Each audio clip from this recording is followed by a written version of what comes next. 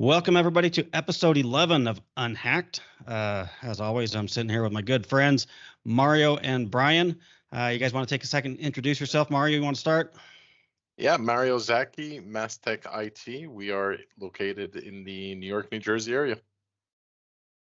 Hey, everybody. Bryan Lachapelle with B4 Networks, located in beautiful Ontario, Canada. And again, I'm Justin Shelley, and with Phoenix IT Advisors, formerly Master Computing. Listen, the point of this podcast is it's just kind of personal frustration of mine. I think you guys share it, that it's really hard to get inside information on actual breaches, and that's really how we should be learning on how to prevent them. We're in the business of preventing them.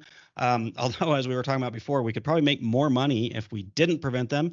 Guys, take our advice, because if you have to pay us to fix stuff, it's way more expensive.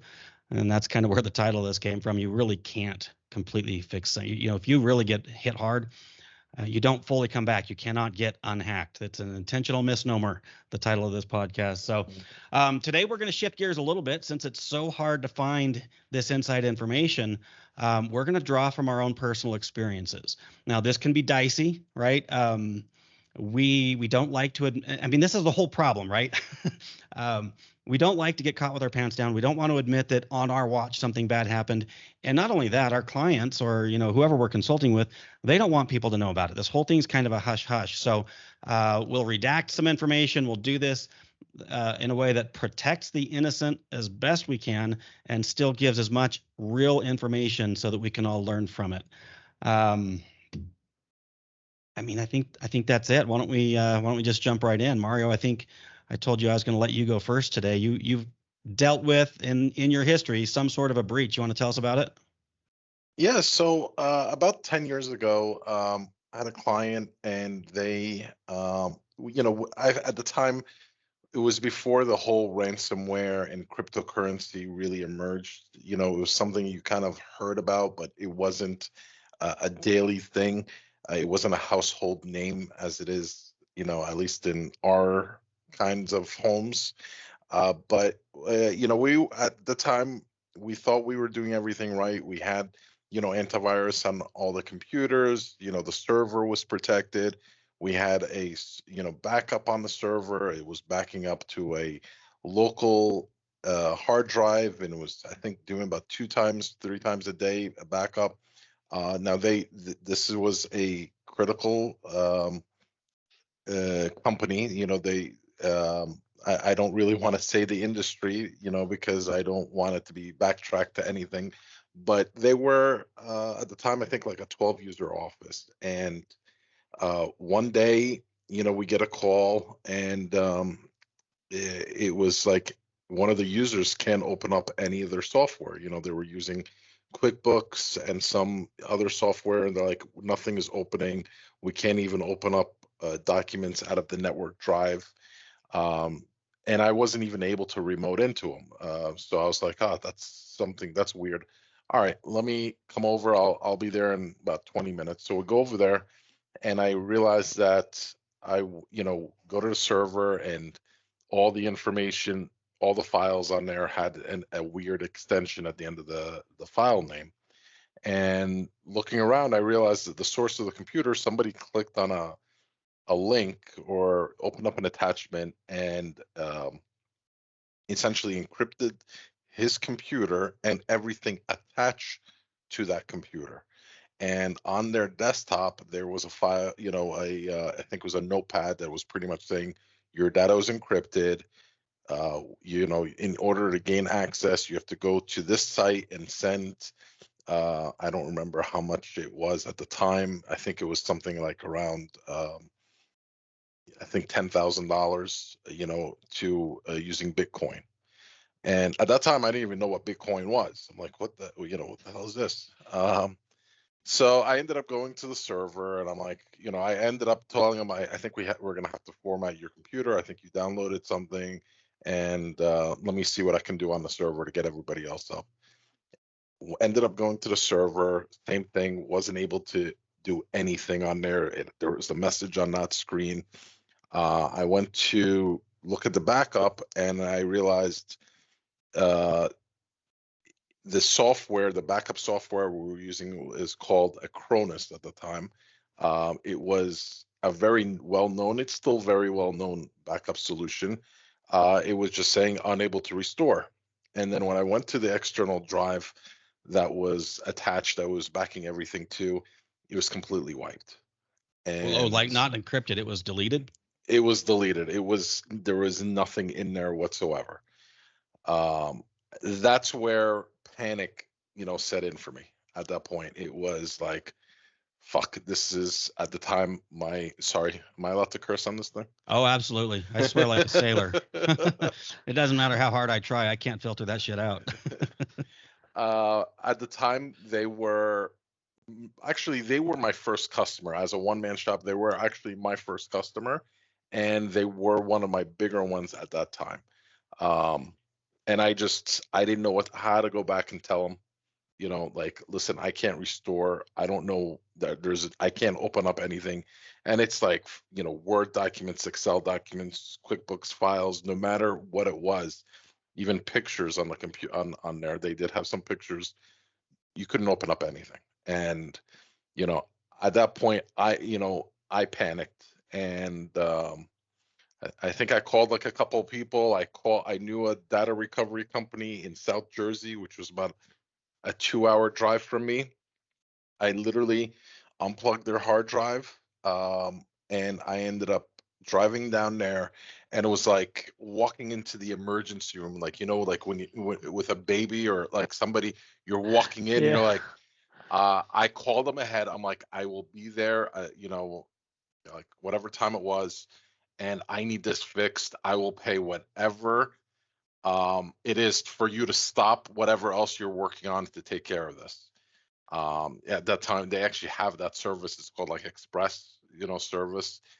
So I walked in with the hard drive. I'm like, please save this, because Can I ask real quick what that cost you as a service provider? What do you remember? And this was 10 years ago, by the way. This was at the time, I think it cost me maybe $5,000.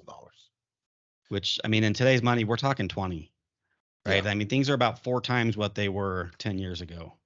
Yeah, and so the thing is, now this customer was not only my first and biggest customer at the time, but he was also a really good friend of mine. This is a guy okay, that was at my wedding. He's at the time and since then has referred me a lot of people. So he was a friend of mine. And I knew if I couldn't get this back for him, he would probably have to shut down, and I didn't want that to happen. So I ended up walking in there. I'm like, fix whatever you can. Like, he's like, and obviously, as you know, like these guys like tell you, like, can't guarantee you, anything will right. come out of this. So it Yeah. really is. It was like an emergency room. I handed it to him. And he's like, all right, I'll work on this now. Do you want to come back or wait? I'm like, I'll wait. I'll be sitting here, in your waiting room. He did have like a couple seats, and I just sat there and waited and waited. Luckily, he was able to recover. Now, I don't know at the time, I don't remember why now, but at the time he told me, he's like, I can't get anything beyond like within the last 2 weeks.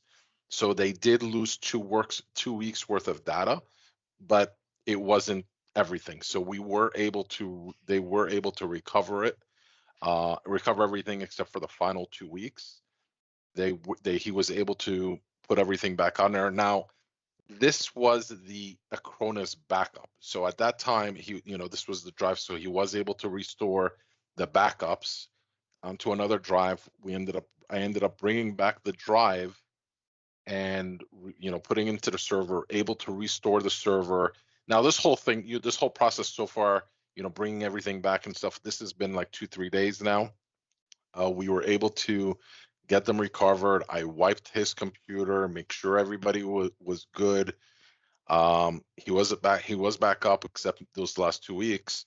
He calls me 2 days later. He says the same thing happened again. Oh, Everything shit. was wiped. Now, luckily at that point, that the drive that the recovery company gave me was not the drive that I put back in, because they gave it to me on like a flash drive, where these server, we were using like full disk. So I had that data. So I was able to restore, and we ended up, obviously going into lockdown mode even more, different antiviruses and changing routers and all that stuff. So we, since then, knock on wood, it's been good, but it was a cause that we had to pivot. We no longer, I think at the time we were using like Avast free antivirus and stuff like that, because 10 years ago there wasn't That was what we used. Yeah. it wasn't like how it Right. is now. So do you know, like, were you able to get good information on how this actually happened, how they got in again the second time? Or did So you just lock everything down and you really don't know how it happened? so the first time I'm pretty sure it was through an email that he clicked on, because he told me he clicked on something and after that it just started flashing and it was weird. So Okay. it was through an email. The second time, it's still to this day. Sometimes when you restore certain things, from a backup, if you're not fixing the initial issue or scanning it afterwards, they're able to get back in. So Right. when we restored the second time, I restored uh, critical folders and files. I didn't restore his whole thing. Because I had a feeling I was restoring the same thing, so I just restored like his QuickBooks files, documents and stuff like that, and then I ended up scanning it and deleting anything that just did not look like it was right. But at the time, I wasn't 100% sure it was going to come back, and Yeah. or the exact cause or way he came. For all I know, he could have clicked the same thing again, 3 days Yeah. later, but I Maybe. wasn't positive. We'll go with that one. Yeah. Yeah. So I mean, let's just kind of bring that one home. Your key takeaway, your lesson learned, your fix. What was it? How do you kind of already said you had to get better antivirus in place. That's a given these days. Was there any other like critical thing you learned in that experience that you still use today? Yeah, and the biggest thing I would say that I would never not do again is not have a cloud backup in addition to a local backup. Okay. Because the way we do servers, backup servers now, is we back it up to a local cache drive, essentially, because if we have to restore it, just faster. But in the event we can't restore from that, we will have the cloud. That will take a little longer because you have to download it, but that's safe. So I no longer have to walk into an emergency Right. room and hand them a drive. So Yeah. that was the biggest thing for me. That's just a sickening feeling. I've had to do that a few times where you just, for whatever reason, the data's not there, broken RAID arrays or whatever, and you've got to go to recovery. Oh, not a good day, not a good time at all. No, So, no. okay. All right, Bryan, I think Mario's not alone in having to sweat it out a little bit. What do you got? Not at all. Yeah. It happened maybe, I don't know. I say between 7 and 10 years ago. Memory's a little fuzzy on it, but I got a call from a local business, not a current client at the time anyway, and they same situation. Must have clicked on an email. Must have gotten something into their system, and they had a server, 5 workstations, and the owner had been the one who must have clicked on something because it came into his computer, and it was also a crypto type virus, which is basically where it encrypts all of the contents of anything it has access to. And of course, the owner, being the big boss, had access to everything, and so the entire server contents were encrypted. His entire drive was encrypted. But what he was most concerned over was his QuickBooks data. In fact, he was panicked about it because that's where everything was: his invoices, his work orders, who owed the money, who he owed money to, right? I mean, everything was tracked there, and without it, he had no clue. Unfortunately, didn't have backups. I don't know why, and was just complete panic mode. So when I got on site, back then I was actually doing service myself. So when I got on site, we had some conversations. We took a look at the computer. Sure enough, it was encrypted, and there was no backups. There was nothing. There was literally nothing we could do to help them once it was encrypted. It was done. So in this particular case, he opted to pay the ransom, which was, if memory serves me right, was somewhere around the neighborhood of $1,500 through Bitcoin, of course.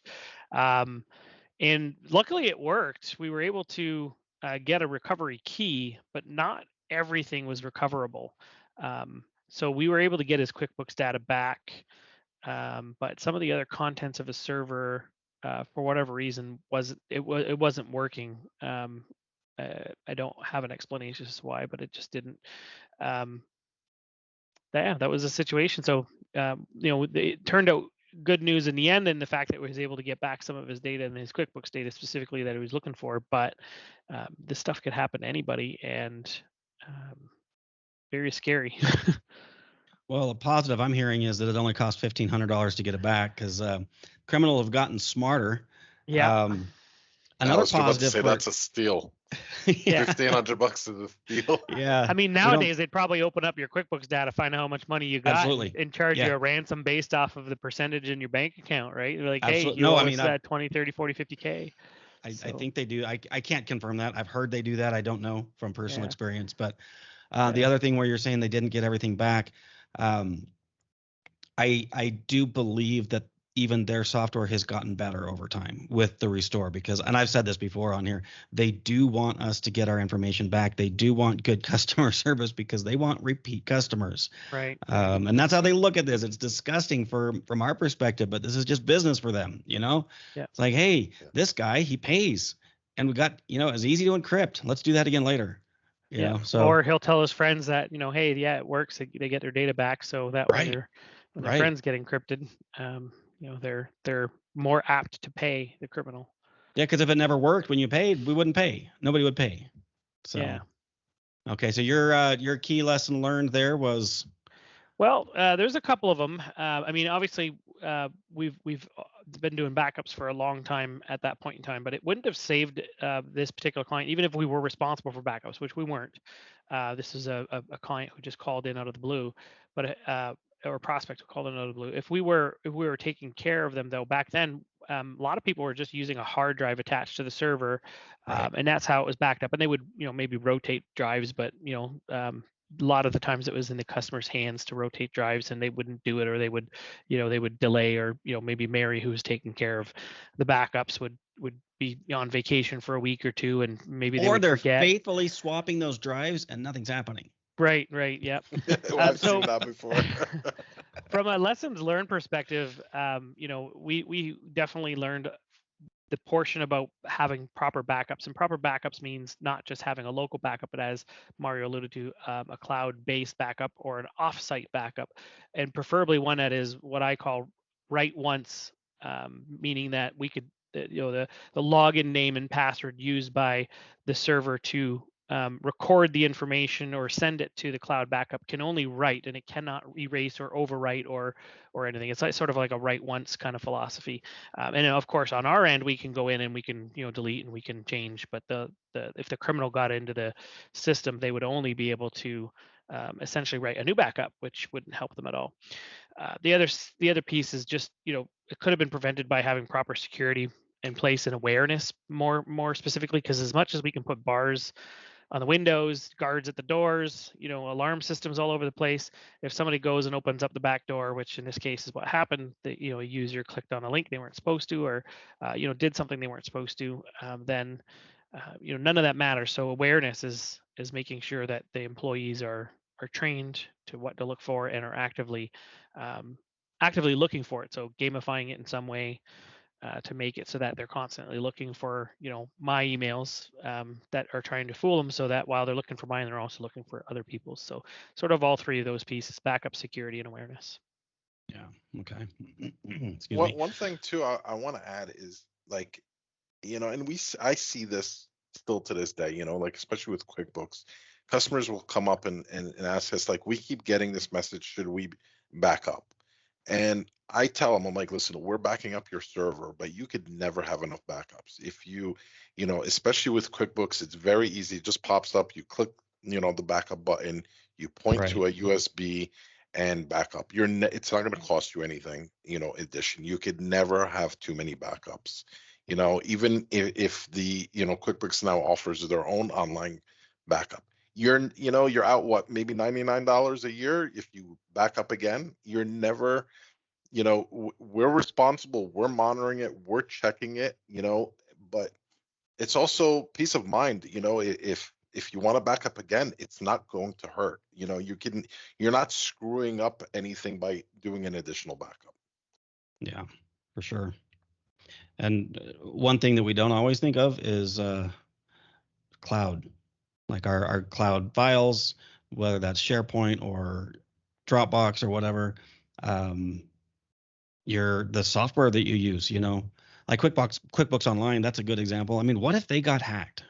We don't always, we assume that these people who we're paying to protect our data aren't going to get hacked, but they do. A lot of the breaches we talk about are these great big organizations that are seemingly impervious, but no, so we've got to find a way to back up even the stuff that we don't always think about. Now I'm going to actually maybe rain on the parade a little bit as far as backups go, because the breach I'm going to talk about, this number one was a pivotal moment in my life. And I'm sure I've talked about it here before. I used to do these live seminars every month, and this was my opening story. It's kind of my battle cry. I didn't get into business to fight crime. I don't have a degree in it. I don't have training. This isn't what I love. It's not my passion. I like to take shit apart and put it back together and make it work and do cool things. And I like to write programs, and that's my passion. And now you're a crime fighter. Yeah. And I feel like I'm damn good at that. From the time I was a little kid, I was building computers and breaking them and fixing them. And, and then I start my business and I'm so happy about it. And I think I'm like running around with a cape, like, look at me, I'm great. And then we got that call on a Friday afternoon. Like you said, Bryan, probably 7 to 10 years ago, ransomware was on my radar. We thought we were doing everything we needed to do to protect against it. It was easy. Just have a backup, like you guys have said. And so the client calls, and I remember it vividly because it's maybe late morning, maybe early afternoon on a Friday. And the guy calls up and he's like, hey, we're down. We remote in or whatever, and we, clearly encrypted. And I'm not even worried. I'm not even phased. I'm just like, well, listen, here's the deal. We can come over there right now. We're going to have to work on it over the weekend. It'll go run into after hours. There's a cost associated with that. Or we can come in Monday morning and restore you from backup on the clock, and you're already paying for unlimited service there. So, there'll be no charge. I'm like, he said, yeah, let's do that. I lost no sleep that weekend. We went home, we did our thing, come back in Monday morning, strapped on my cape, flew down there Superman style, arrived in minutes, walked in, chest puffed out, and we had a solid backup in place. And I hit the button. The backups were intact. They were great. It was one of the best backups in the industry. Restored within, I think, less than an hour. They're back up and running. And I'm just like, God damn, I'm good. We get in there. I think I took my best tech with me, maybe a couple. I don't know. We went in with the full force. Get back in our cars. We're patting ourselves on the back. You're grinning ear to ear. And the drive back to the office was just a little less than an hour. And by the time we got there, we had a message from this client saying, hey, we're encrypted again. It's like, shit. So go back down, we're like, all right. Well, clearly what we restored contained the infected files or their remote access or whatever, right? And so I restored from backup, but we just used the time machine and we went back. I think the first time around we restored from Friday morning because we got the call Friday afternoon or Friday late morning. So we're like, well, let's walk it back to Thursday.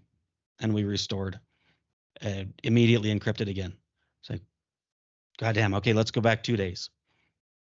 Still encrypted. I don't remember how far we went back. I think it was 2 or 3 weeks before we finally just thought, it's game over.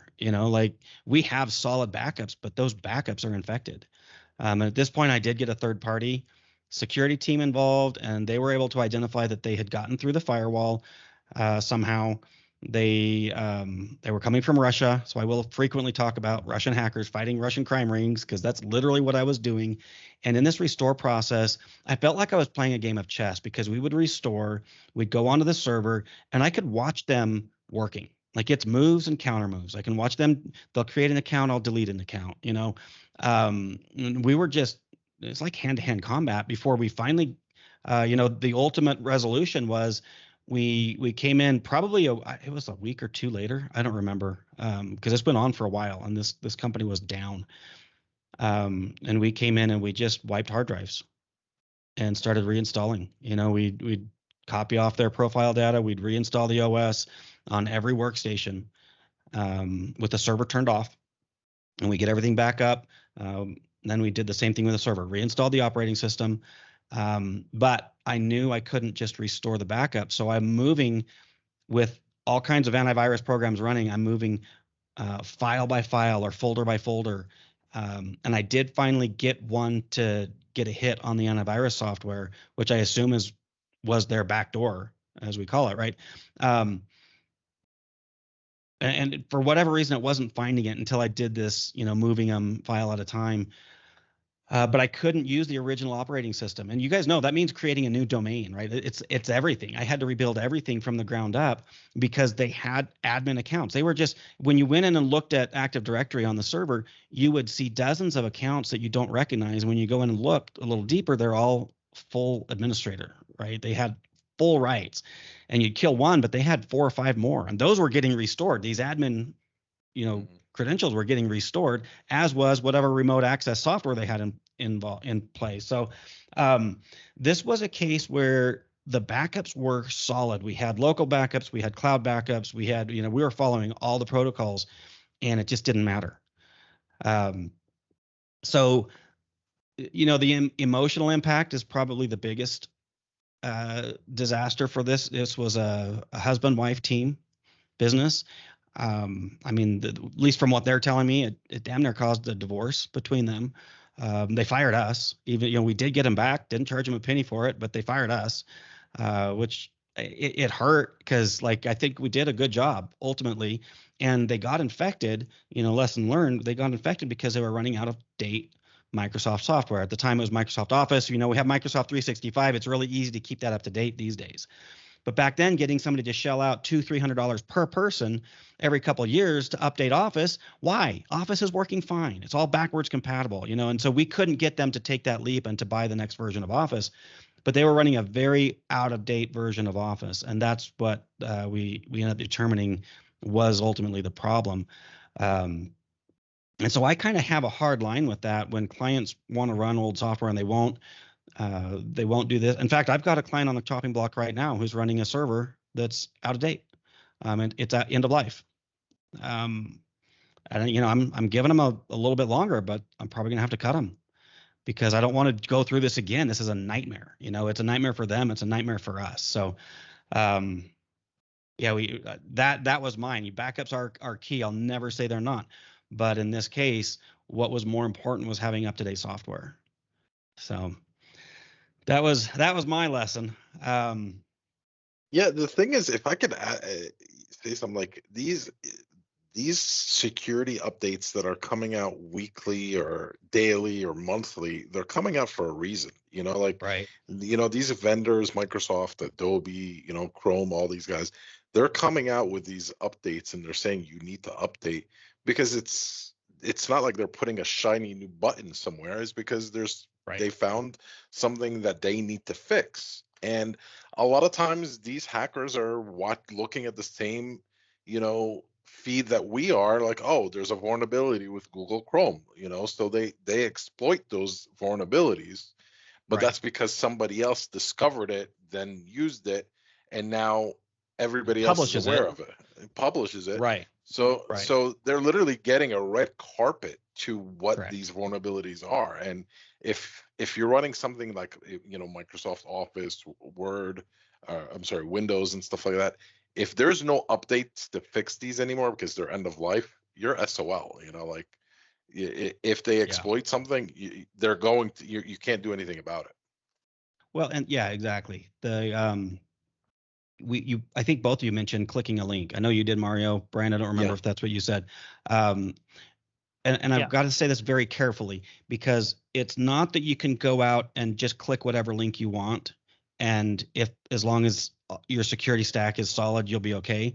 But the odds are significantly worse when you're running these out-of-date applications, because those links, and just like you said, they're designed to go out and look for the known vulnerabilities, running software somewhere where there's a known vulnerability. And if you don't have that malicious link you clicked, there's a good chance you're getting off. And we still need training. We got to get people to be more careful there. But they're pretty good with those links. Like a lot of times, the one time I know I got hit with I clicked a link that I shouldn't have. I was doing a lot of stuff on LinkedIn, and I got an email that said, "Hey, so and so wants to connect or wants an appointment." Whatever it was a great news came into my email, and it fit what I was working on. And I hit the link, and I knew as soon as I hit it, my computer the browser opened and nothing happened. I was like, shit, I should know better. But I didn't take the time to investigate that link and to look for all the training we do is to get people to just take a break before you click that link, find out where the link's going, look at who the email came from. There are ways you can tell if it's legit or not. And I didn't do it because I was so excited, and that's how they get you. They play on some emotion. It's either fear, it's excitement, it's, you want a deal, you're going to get sued, your bank's after you, whatever. It's some high energy, high emotion right now, whatever, and they get you. So yeah, it's critical to have all these protections in place. But we've got to hit it from both angles, right? You got to hit it from the human angle and also from the technology angle. They've got to go hand in hand. Absolutely. All right, guys. Well, I think that's about all I've got, at least on my breach. We can kind of summarize here, but we've said it all, so we'll do that pretty quickly, and then we can wrap this thing up. And Mario, you started talking first, so I guess I'll put Bryan on the spot first. Bryan, overall, the three breaches we've talked about, give us your key takeaways, anything that you maybe will do something just a little bit different today before recording, or at a minimum that you do different now before this stuff happened to you. I'm going to play a little bit on what you had said earlier regarding not taking no for an answer with regards to clients who aren't keeping up to date or refuse to take security seriously. That was something we did about a year ago. We switched from just sending out sort of notices and whatnot to outright and I use the word lightly, like firing clients. Not that they're bad people, just that they if they're not going to take seriously the security aspect, I don't want to be the IT provider for them when they get hacked. So we had a lot of break fix clients, a lot of clients who are just call as you need, and we shifted a lot of those last year. They came through an acquisition just after COVID, and we kept them how they were, but throughout that year, we moved everybody either to an agreement or gently and kindly asked them to move on to another provider. And the agreement was mostly just like, let us take care of security. At least let me do the basics to take care of your network and your security so that you're not the low-hanging fruit for all of these criminals. And I think that's so key. One of the things that a lot of people don't realize about IT is that it's not a regulated industry. There is no association that guides us or regulates us. We are sort of the Wild West out here. So there are a lot of providers who will just take on a client for the sale, and Right. they will offer services at a discounted price just to get the sale. I mean, that's the equivalent of a doctor, saying, "Hey, I'm going to operate on you without using all of these, antiseptics and all these things, just so I can keep the cost really, really low, and you don't have to pay a lot." It's just not ethical and it's just not right, but it happens. So as long as folks are aware of that, then they can start looking at making decisions that are correct. And I, for one, don't want to be the reason why a client is hacked. And so, going off what you said, just no longer taking clients that aren't letting us, at the very least, take care of security for them. Right. Okay. Mario? Yeah, I mean, similar. I actually had a call with a client that still has like some outdated servers, and we've had the call like, okay, we really need to upgrade these. But now I feel like I have to not only put it in writing, like this, here's the set date that we need to upgrade these servers to, or just be aware that if something happens, it's not covered. Like, we will not just do this part of our services. And it's because, if you have a server that's like running 2008, our tools are not built, on those platforms. So it may let you install, it may not let you install like the security tools on there, but you don't know if it's really working because it's not tested on a normal daily basis. So, I think we need to really start pushing a little more that, we have to cover our asses as well, and we have to cover their asses. And we all talked about, like I talked about, like, it took days, for me to get this customer back up, and I really don't want to ever go through that again, um, and honestly, we're not going to get off lightly like we did, 10 years ago. This time we're talking about, it's more sophisticated now. yeah, it's thousands upon thousands of dollars, and it can't, I forgot what the statistic is, but I think it's like 87% of like small businesses get breached, closed down within 2 years after that, because they haven't been able to, to fully recover.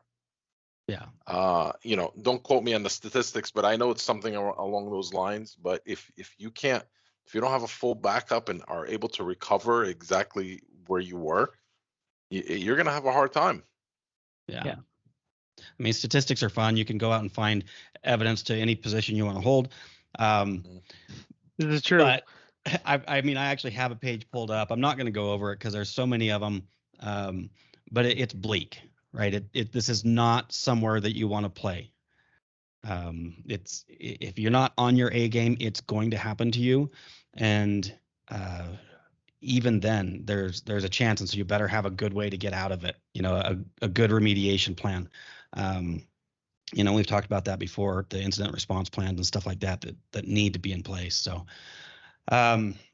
this was kind of a fun one today, guys. I've learned some things, or just kind of solidified some things in my mind that I really didn't expect to in the recording of this. And number one, I might have been giving myself a little bit of a free pass on backups, because I'll say, hey, backups aren't the only answer.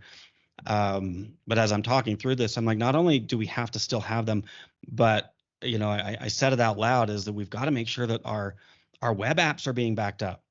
Right. Offline, away from their system, their platform, a hard copy or whatever, I actually did that yesterday. I downloaded the full data set, whatever you want to call it, from one of my vendors, and I put it on a flash drive and I labeled it, and it's not connected to anything. Nobody can get to it, and I've got it hidden. But I need to do that better. I need to do it not just internally, but I need to do a better job of doing that with my clients. One thing that I'm moving into is, I don't remember which of you mentioned that this is an unregulated industry. Was that you, Bryan? That was Mom. Yeah. And that's kind of scary. But I would push back a little bit and say the regulations are out there. They're not on us. They're actually on our clients, right, depending on their industry. Correct. But we can take that information and we can self-regulate. We don't have to wait until the government comes and says, do this or else. And so one of the areas that I'm moving into and getting more serious about, I've been doing it to some extent for a while, is compliance, regulatory compliance. And so I've got the systems that I'm implementing now that will allow me to audit my clients against regulations. But one of the other features of it is we can set our internal standards, right? So cloud backup being an example, or up-to-date software. And we create those standards. Even those, there's best practices for all industries, right? So it's pretty easy to pull that. We don't even have to write them. And I'm going to do better at auditing myself and my clients, and just bringing awareness to this. If nothing else, I can go to my client and say, hey, yeah, we've got your server backed up, but we aren't currently backing up, your HR software or something like that, so that if it happens, they're not coming to me and saying, hey, Justin, I thought you had this under control. I'm like, no, you didn't. Let's pull the notes from our meeting 6 months ago where I told you this, and you said it wasn't important. Remember that? Yeah. Hopefully I'll use a different tone, but we at least need to have this out in the air, right? And now these assessments are very time consuming. These are not free. I don't even sell them. This is only for my paying clients. I'll shift away from that and talk about, what we do offer for free. It is a very small subset of what I'm talking about. But let's go ahead and offer that, because if this is just going to be a standing offer for us. The most important thing we can do, we've always got key takeaways, lessons learned, but the most important thing we can do, in my opinion, is get somebody else's eyes on our work. And I don't care how good you, client, or us as providers think we have it dialed in. God, get somebody else to look at it and make sure we're not missing something. So that I feel like I've been on a full rant. I'm going to give both of you guys a couple minutes for any closing arguments, and then we'll wrap up with the website where you can go get that free assessment we're talking about. Mario, you want to go first?